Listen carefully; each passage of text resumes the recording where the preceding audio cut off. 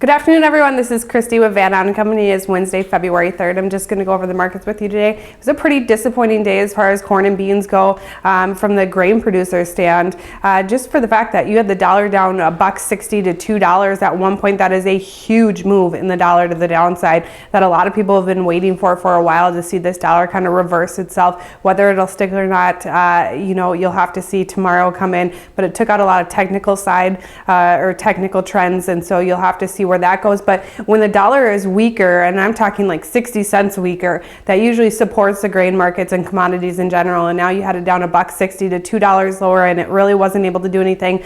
Beans actually faded through the day, being down about 10 at one point, coming back closing down 6 to 8 cents. Corn was down about 1. That's just really the trend you've seen in corn. It hasn't really been able to move out of about a 3-cent trading range for a while now.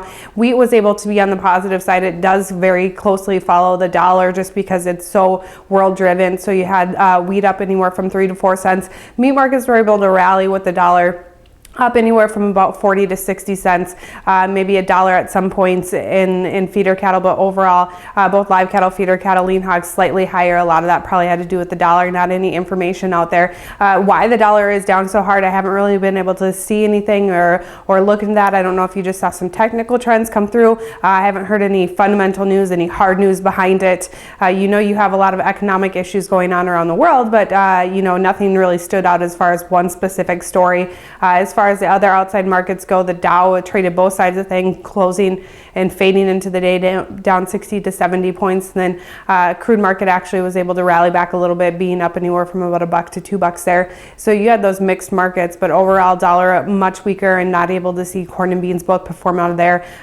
Beans actually the most disappointing there, being down about 6 to 8 cents. I do have to close the disclaimer. Trading in futures and options involves risk, loss, and may not be suitable for all producers. Have a great day.